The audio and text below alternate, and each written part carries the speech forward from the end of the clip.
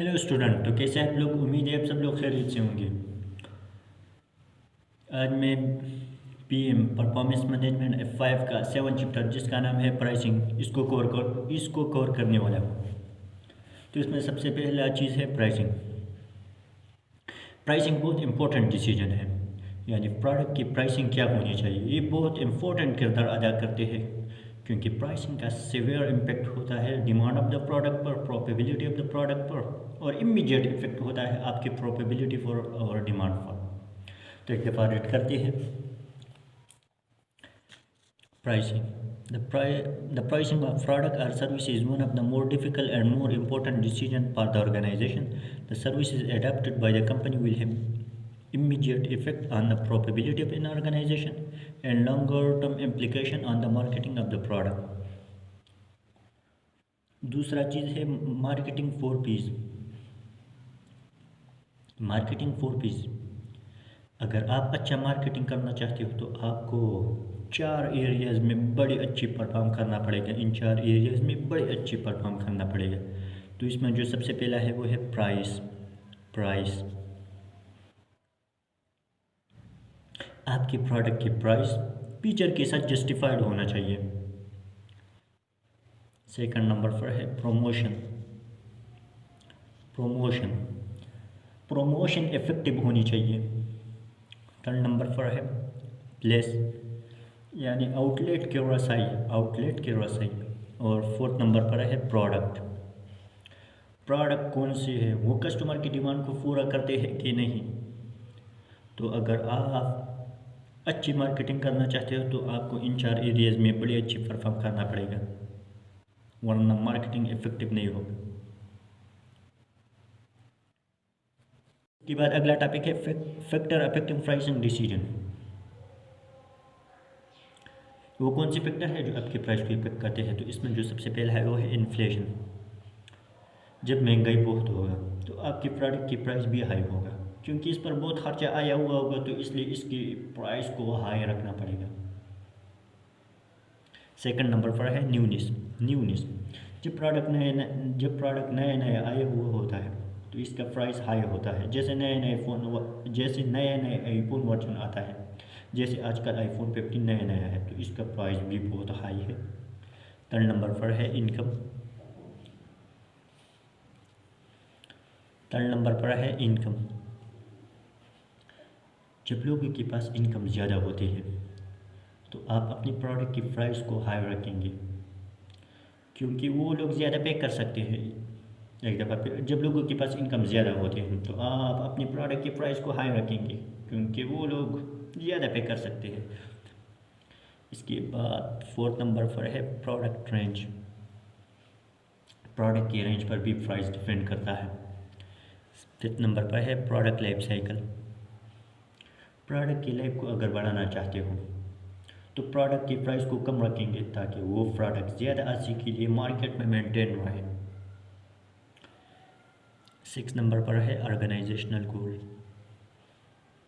अगर अगर ऑर्गेनाइजेशन का गोल है कि हम अपनी प्राइस और क्वालिटी पर कंप्रोमाइज़ नहीं करेंगे, तो फिर वो अपने प्रोडक्ट का प्राइस हाई रखते हैं, जैसे आईफोन। सेवन नंबर पर है प्राइस सेंसिटिविटी। प्राइस सेंसिटिविटी, अगर एक प्रोडक्ट बहुत ज़्यादा प्राइस सेंसिटिव है, यानी प्राइस के चेंज होने से डिमांड में बहुत ज़्यादा चेंज आता है, तो फिर इस प्रोडक्ट का प्राइस बहुत सोच समझ कर रखा जा सकता है। एक दफ़ा फिर, अगर एक प्रोडक्ट बहुत ज़्यादा प्राइस सेंसिटिव है, यानी प्राइस के चेंज होने से डिमांड में बहुत ज़्यादा चेंज आता है, तो फिर इस प्रोडक्ट का प्राइस बहुत सोच समझ कर रखा जा सकता है। 7 नंबर पर प्राइस परसेप्शन, ये भी प्रोडक्ट के प्राइस को इफेक्ट करते हैं। 8 नंबर पर है क्वालिटी। अगर प्रोडक्ट की क्वालिटी अच्छी हो तो इसका प्राइस हाई रख तो इसका प्राइस जो है इसको हाई रखना पड़ेगा। और अगर क्वालिटी बुरी हो तो इसका प्राइस को लो रखना पड़ेगा। और सबसे आखिरी जो है वो है कंपटीटर। कंपटीटर अगर आपके कंपटीटर सेम प्रोडक्ट की प्राइस को लो रखते हैं तो आपको भी अपनी प्रोडक्ट की प्राइस को लो रखना पड़ेगा। अगर वो हाई रखते हैं तो आप भी इसकी तरह हाई रखेंगे, तो आपकी प्रोडक्ट की प्राइस कंपटीटर की प्राइस पर भी डिपेंड करता है। तो आपकी प्रोडक्ट की प्राइस कंपटीटर की प्राइस पर भी डिपेंड करता है। तो ये था फैक्टर अफेक्टिंग प्राइसिंग डिसीजन। तो अगला टॉपिक है प्राइस इलास्टिसिटी। प्राइस की चेंज होने से डिमांड में कितना चेंज आता है। कुछ प्रोडक्ट ज़्यादा इलास्टिक होते हैं जबकि कुछ कम, और इसका फार्मूला होता है percentage of change in quantity divide by percentage of change in price. एक दफ़ा रेट करते हैं, price elasticity of demand is the measure of responsiveness of demand to change in price. Some products are more responsive than others. Price elasticity of demand is calculated is equal to percentage of change in quantity divided by percentage of change in price. If the price elasticity of demand is greater than 1, इसका मतलब आप price में थोड़ा change लाए जबकि इसकी वजह से प्रोडक्ट की डिमांड में ज़्यादा चेंज आता है, और इसी गुड्स को प्राइस इलास्टिक कहते हैं। ठीक है, पर कहते हैं price elasticity of demand is greater than 1, the good is price elastic, demand is responsive to change in the price. If, for example, a 15% fall in the price lead to a 30% increase in the quantity of demand, the price elasticity is equal to 2. Second number पर जो है वो है if the price elasticity of demand is less than 1, तो इसका मतलब होता है, तो इसी गुड्स को इन इलास्टिक कहते हैं। इसका मतलब होता है अब प्राइस में ज़्यादा चेंज लाकर डिमांड में थोड़ा या बहुत कम चेंज आता है। तो एक दफ़ा पे तो if the price elasticity demand is less than 1, तो इसका मतलब होता है अब प्राइस में ज़्यादा चेंज लाकर जबकि डिमांड में थोड़ा या बहुत कम चेंज आता है। तो एक दफ़ा रेट कहते हैं price elasticity demand is less than 1, the good is in elastic, demand is not very responsive to a change in price. If, for example, a 20% increase in the price lead to a 5% fall in the quantity of demand, the price elasticity is equal to 0.25. Third number पर क्या बात है, if the price elasticity of demand is equal to 1, तो इसी good को unit elastic कहते हैं। इसका मतलब होता है जितना चेंज आप प्राइस में लाएंगे इतना चेंज आपके प्रोडक्ट की डिमांड में आता है। ठीक है, पर करते हैं if the price elasticity of demand is equal to 1, the good is unit elastic, the good has a unit elasticity, the percentage change in quantity demanded is equal to the percentage change in price. Demand changes proportionally to a price change. इसमें जो सबसे आखिर क्या बात है, सबसे last पर क्या बात की है, तो if the price elasticity of demand is equal to 0, तो इसी गुड को परफेक्टली इन इलास्टिक कहते हैं। इसका मतलब होता है जितना भी चेंज आप प्राइस में लें प्रोडक्ट की डिमांड पर कुछ असर नहीं पड़ता, यानी डिमांड वैसी की वैसी रहती है। इसका कर्व स्ट्रेट होता है क्योंकि ग्राफ में एक्स एक्सिस पर क्वांटिटी ड्रा होते हैं जबकि वाई एक्सिस पर प्राइस ड्रा होते हैं। तो प्राइस के चेंज होने से क्वांटिटी या डिमांड में कुछ चेंज नहीं आता, इसलिए कर्व वर्टिकल होता है। ठीक है, पर कहते हैं if the price elasticity of demand is equal to 0, the good is perfectly inelastic, a change in price will have no influence on quantity demanded. The demanded curve for such a product will be vertical. अगला topic है other factor affecting elasticity. तो इसमें सबसे पहला है complementary products जो किसी और प्रोडक्ट के साथ इस्तेमाल होते हैं। तो कम्प्लीमेंट्री प्रोडक्ट कौन सी प्रोडक्ट होते हैं, वो प्रोडक्ट जो किसी और प्रोडक्ट के साथ इस्तेमाल होते हैं। जैसे गाड़ी के लिए पेट्रोल कम्प्लीमेंट्री प्रोडक्ट है क्योंकि गाड़ी बगैर पेट्रोल के चल नहीं सकती। तो कम्प्लीमेंट्री प्रोडक्ट प्राइस को बहुत इम्पेक्ट करते हैं। जैसे पेट्रोल की कीमत अगर बहुत हाई होता है तो लोग गाड़ियाँ ख़रीदना कम करेंगे।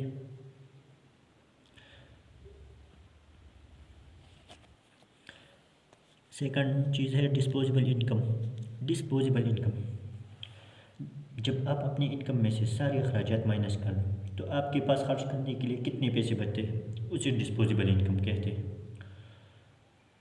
तो अगर डिस्पोजेबल इनकम कम है तो इलास्टिसिटी हाई होगा, यानी अगर लोगों के पास पैसा कम है तो अगर प्रोडक्ट का प्राइस हाई हो जाता है तो लोग उसे ख़रीदना छोड़ देंगे। अदर फैक्टर अफेक्टिंग इलास्टिसिटी में थर्ड नंबर पर है नेसेसिटीज़ यानी ज़रूरियात। ये इन इलास्टिक होते हैं क्योंकि इसकी कीमत में अगर बहुत भी चेंज आ जाए यानी बढ़ जाए फिर भी आप ख़रीदेंगे क्योंकि इसके बगैर गुजारा ही नहीं होता, जैसे आटा, ड्रग्स वगैरह इस तरह चीज़ें। फोर्थ नंबर पर है टेस्ट एंड फैशन। जिस चीज़ का टेस्ट अच्छा और नायाब होता है और जिन चीज़ों का फैशन होता है वो इन इलास्टिक होते हैं। इस तरह चीज़ें अगर महंगी भी हो जाती है तो फिर भी लोग ख़रीदेंगे। फिफ्थ नंबर पर है एडवर्टाइजिंग एंड मार्केटिंग। जितना एडवर्टाइजिंग ज़्यादा करेंगे प्रोडक्ट का इतना वो ज़्यादा बिक जाते हैं, सेल होते हैं। और अगर प्राइस भी हाई हो जाता है उस प्रोडक्ट का फिर भी लोग ख़रीदेंगे और इसका डिमांड कम नहीं होता, यानी एडवर्टाइजिंग से प्रोडक्ट इनइलास्टिक हो जाता है। सिक्स नंबर पर है प्राइस। जब भी प्रोडक्ट की प्राइस को सेट करते हैं तो सबसे पहले प्राइस डिमांड का रिलेशन देखते हैं। सेवन नंबर पर है लोकल लॉज। लोकल लॉ की वजह से प्रोडक्ट इनइलास्टिक हो जाता है। जैसे कोविड-19 कोरोना वाला दौर था, इसमें लोग मास्क जो थे इसको हर कीमत पर ख़रीद रहे थे। तो इसमें लोग मास्क को हर कीमत पर ख़रीद रहे थे क्योंकि लोग जहाँ भी जाते मास्क के बगैर एंट्री नहीं होता।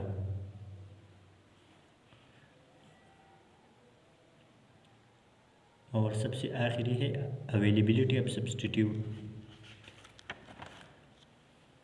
वो प्रोडक्ट जो सेम नीड को पूरा कर सकते हैं उसको सब्सटीट्यूट कहते हैं। जैसे कोक की जगह पेप्सी, जितना सब्सटीट्यूट प्रोडक्ट मार्केट में ज़्यादा होगा इतना इलास्टिसिटी ज़्यादा होगा। जितना सब्सटीट्यूट प्रोडक्ट मार्केट में ज़्यादा होंगे इतना इलास्टिसिटी भी ज़्यादा होंगे। तो अदर फैक्टर अफेक्टिंग इलास्टिसिटी ये भी कवर हो गया।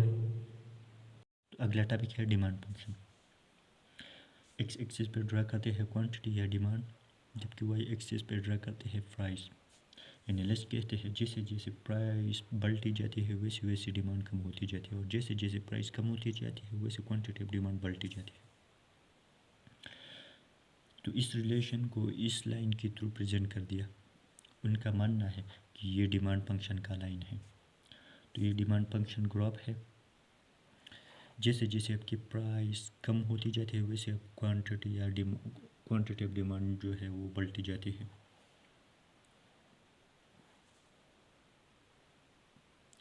इस ग्राफ को इस इक्वेशन के थ्रू भी प्रेजेंट कर दिया। इस ग्राफ को इस इक्वेशन के थ्रू प्रेजेंट करते हैं।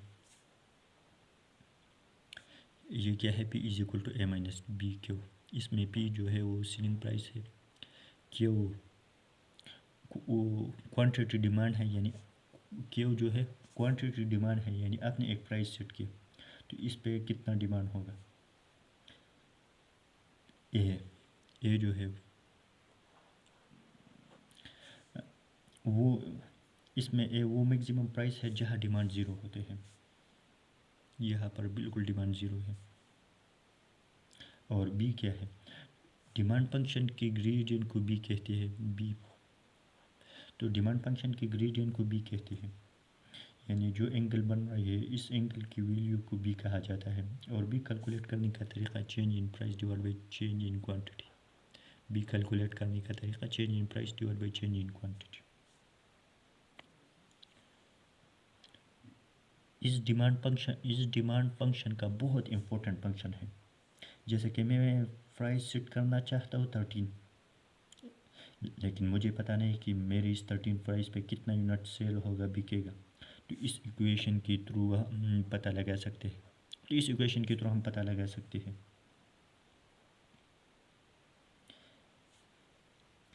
या फिर हमें क्वांटिटी मालूम हो जाए तो हम प्राइस को कैलकुलेट करते हैं। अगर डिमांड फंक्शन में बी और ए आ जाए तो हमने डिमांड फंक्शन को डिराइव कर लिया। तो एक दफ़ा रीड करते हैं। Price will affect the quantity demanded for a product. Output concentration will alter the price to be charge if the demand function is known and the desired output has been calculated. The appropriate price can be determined for the product. Demand functions are usually downward sloping. Demand falls when the prices rise. Demand fall when the prices rise, and vice versa, due to the fact that the market is usually one of imperfect competition.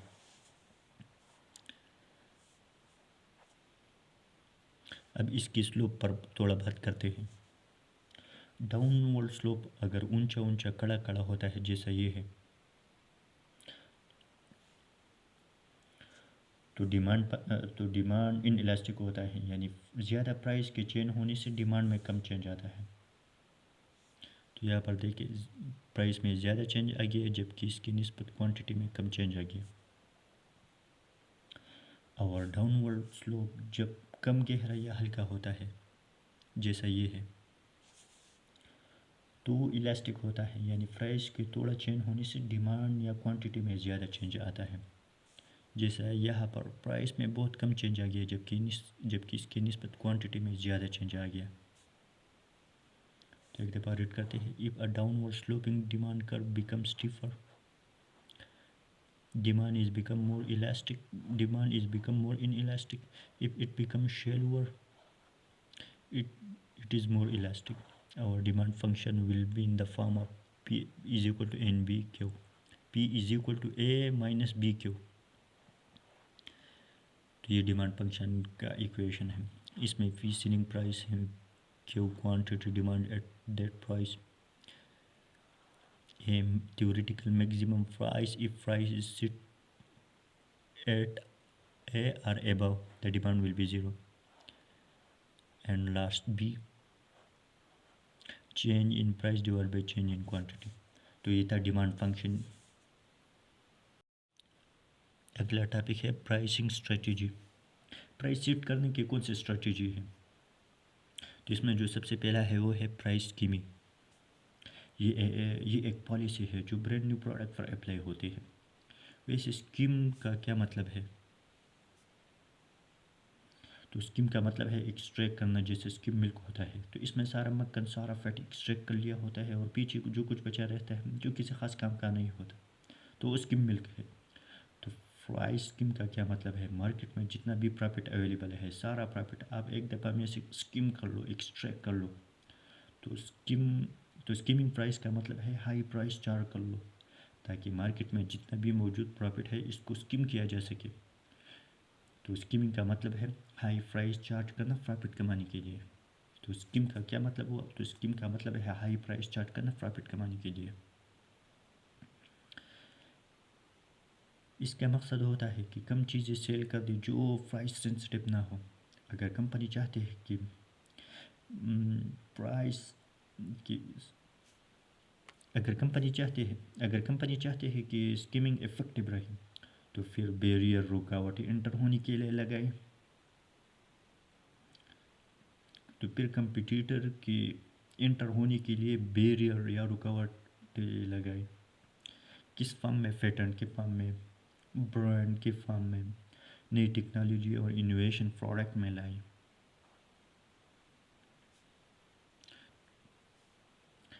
Price skimming के क्या feature होते हैं?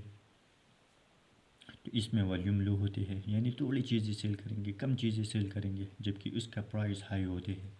इसमें कम चीज़ें बनाते हैं price skimming में कम चीज़ें बनाते हैं सो इनिशियली जो इन्वेस्टमेंट होता है वो कम होता है।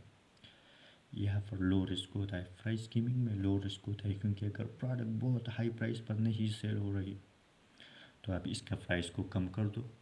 तो एक दफ़ा रीड करते हैं। The price is set at a high level, price skimming for a new market. The price is set at a high level to generate maximum return for unit in the yearly units. The aim is to sell to only the small part of the small part of the market which is not price sensitive. Para market scheming to be effective, the company must have barrier to entry in the form of patent, brand technology, innovation, or other feature. Low volume, high prices, low initial investment in production capacity, low risk. If strategy fails, price can be dropped. इसके बाद अगला चीज़ price skimming. Price यहाँ पर appropriate होते हैं। Price skimming यहाँ पर appropriate होते हैं। प्राइस स्कीमिंग पॉलिसी में भी appropriate in the cases below. इसमें जो सबसे पहला है ए नंबर पर जो है जब प्रोडक्ट नया नया होता है वो मुख्तलिफ होता है, इसलिए ख़ास कस्टमर हाई प्राइस पे करेंगे क्योंकि ये हर कोई ख़रीद नहीं सकता, हर कोई ओन नहीं कर सकता। जब प्रोडक्ट नया है और मुख्तलिफ है तो इसलिए ख़ास कस्टमर हाई प्राइस पे करते हैं। इसके लिए एक दफ़ा रेट करते, the product is new and different so the customer are prepare to pay a higher price so as to be one up on the other people who do not own it. B number पर जो है जब sensitivity of demand to price unknown हो, जब sensitivity of demand to price unknown हो तब market में skimming strategy apply करनी चाहिए क्योंकि तब एक ऑर्गेनाइजेशन प्रोडक्ट का हाई प्राइस चार्ज करेंगे और अगर प्रोडक्ट इलास्टिक होगा देन वो अपने प्रोडक्ट की प्राइस को लो चार्ज करना शुरू कर दे। और जब डिमांड इनसेंसिटिव हो जाता है तब Aahista Aahista high price charge करना शुरू कर दे। ठीक दफ़ा फिर जब sensitivity of demand to price unknown हो तब मार्केट में स्कीमिंग स्ट्रेटजी को अप्लाई करनी चाहिए क्योंकि तब एक ऑर्गेनाइजेशन प्रोडक्ट का हाई प्राइस चार्ज करेंगे और अगर फिर बाद में पता लगे कि प्रोडक्ट इलास्टिक है तो फिर वो अपनी प्रोडक्ट की लो प्राइस चार्ज करना शुरू कर दे। तो एक दफ़ा रेट भी कहते हैं the strength of demand and the sensitivity of demand to the price are unknown. It is better from the point of view of marketing to start by charging a high prices and then reduce them if the demand for the product out to be price elastic, then to start by charging a low prices and then attempt to raise them substantially if demand appear to be insensitive to a higher prices। इसके बाद सी number पर जो है जब product की life की yearly stages में high price charge करेंगे, जब प्रोडक्ट की लाइफ की ईयरली स्टेजेस में इनिशियल स्टेजेस में हाई प्राइस चार्ज करेंगे तो इसकी वजह से इनिशियल कैश फ्लो बहुत ज़्यादा होगा, तो इसकी वजह से लिक्विडिटी प्रॉब्लम सॉल्व हो जाएगी। ठीक है, रेट करते high prices in the yearly stages of the product life might generate a high initial cash flows. A firm with liquidity problem may prefer to market scheming for this reason।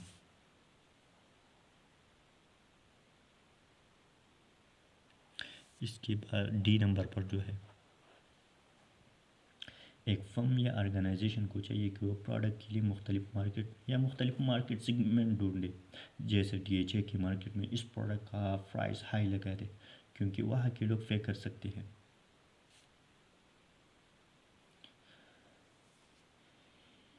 जबकि इस product का price लो लगा दे एक आम सी market में क्योंकि इस market में कस्टमर हाई प्राइस पे नहीं कर सकता। और इस पर एक टॉपिक है, इसमें हम इसको बहुत डिटेल में डिस्कस करेंगे। तो एक दफ़ा रीड भी करते हैं the firm can identify different market segment for the product each prepared to pay progressively a lower price. It may therefore be possible to continue to sell higher prices to some market segment when lower prices are charged in other। This is discussed further below। यह इस पर हम एक detail में topic पढ़ेंगे। और सबसे आखिरी है ई, इसमें क्या बात की अगर एक प्रोडक्ट की लाइफ साइकिल जो है वो शॉर्ट है, अगर एक प्रोडक्ट की लाइफ साइकिल शॉर्ट है तो वो जल्द से जल्द मार्केट से प्रॉफिट को एक्सट्रैक्ट करेंगे, इसलिए उसका हाई प्राइस चार्ज करेंगे। तो एक बार कहते हैं product may have a short life cycle and so need to recover their development cost and make a profit relatively quickly। तो ये था price keeping.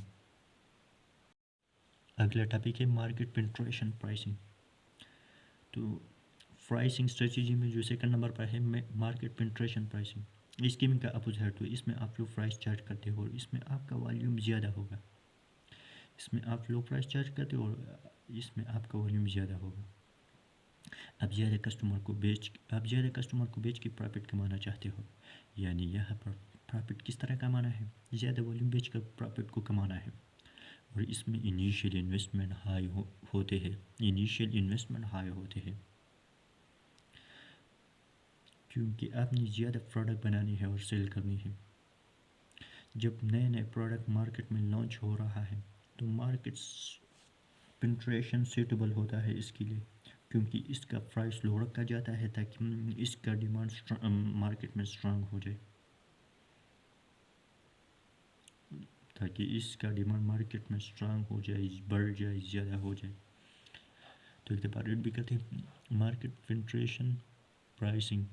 Market penetration pricing is a policy of a low prices when a product is first launched in order to obtain a strong demand for the product as soon as it is launched on the market.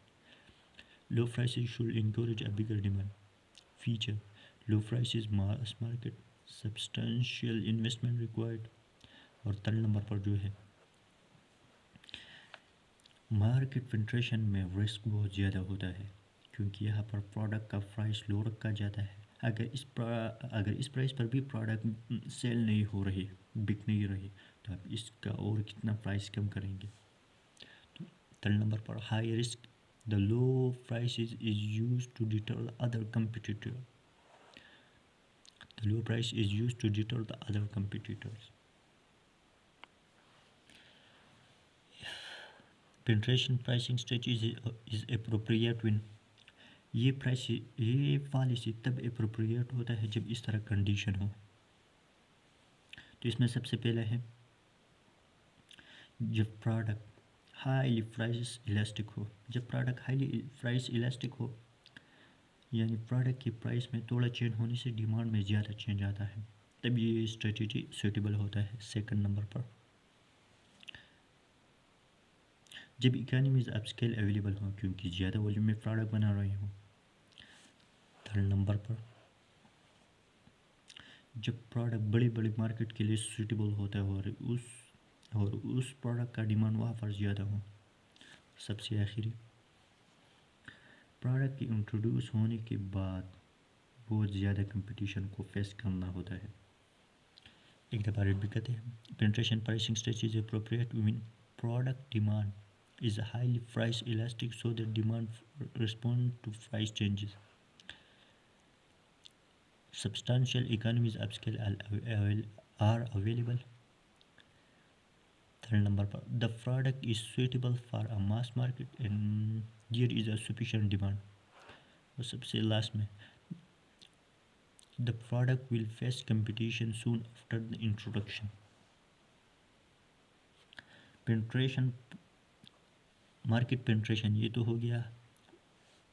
तो pricing strategy में third number पर है complementary pricing. तो complementary क्या चीज़ होता है जो किसी और प्रोडक्ट के साथ इस्तेमाल होते हैं। जैसे गाड़ी के लिए पेट्रोल कम्प्लीमेंट्री प्रोडक्ट है क्योंकि गाड़ी बगैर पेट्रोल के चल नहीं सकती। तो दो अगर प्रोडक्ट है और दोनों एक दूसरे का कम्प्लीमेंट्री प्रोडक्ट है तो दोनों को सेम प्राइसिंग पॉलिसी अप्लाई होंगी। तो एक बार भी कहते हैं complementary pricing. Complementary product are a product that are good that are tend to be bought and used together. For example, computer and software. If sale of one increase, demand for the other will also increase. Also referred to as a joint demand. Pricing strategy में market skimming, इसके बाद penetration, market penetration. अब third number पर है loss leader. तो market तो pricing strategy में third number पर है लॉस लीडर। कभी कभार एक प्रोडक्ट को जानबूझकर लॉस पे बेच देते हैं ताकि इसकी वजह से बाकी प्रोडक्ट की प्रॉफिटेबिलिटी बढ़ जाए। तो एक बार भी कहते हैं लॉस लीडर, या फिर एक कभी लॉस लीडर कभी कभार एक प्रोडक्ट को जानबूझकर लॉस पे बेच देते हैं ताकि इसकी वजह से बाकी प्रोडक्ट की प्रॉफिटेबिलिटी बढ़ जाए। Loss leader particularly useful in resulting a very low price charge for one product which is intended to make consumer buy additional product in the range that carry a higher profit margin. Pricing strategy में fourth number पर है product line pricing. एक दुकान है, इसमें दो product line बना ली, यानी प्रोडक्ट को दो हिस्सों में तकसीम कर लिया। एक हिस्से वाले प्रोडक्ट में ईच प्रोडक्ट एक एक पाउंड पर मिलते हैं, जबकि दूसरे हिस्से में ईच प्रोडक्ट 3 पाउंड पर मिलते हैं। और प्राइस का जो डिफरेंस है, इससे लोग क्लियरली समझेंगे कि इन दोनों प्रोडक्ट यानी 3 पाउंड और 1 पाउंड वाले प्रोडक्ट में फ़र्क है। तो एक डिफरेंट कहते हैं product line pricing. A product line pricing is a group of product that are related to each other. Product line pricing strategy includes setting a price that are proportional to full or marginal cost with the same profit margin for all the product in the product line. Alternatively, price can be set to reflect a demand relationship between the product in the line so that overall return is achieved. Pricing strategies में पेप number पर है volume discounting. जब customer ज़्यादा volume ख़रीदेगा तो आप इसको discount देते हो और इसका मकसद होता है कि सेल इंक्रीज हो जाए। तो वॉल्यूम डिस्काउंटिंग एक दफ़ा रिपीट करते हैं। Volume discount is a reduction in price per purchase of large volume. The objective is to increase sale from large customers. The discount differentiate between the whole scale and retail customer. The reduced cost of a large order will compensate for the loss of revenue from offering the discount.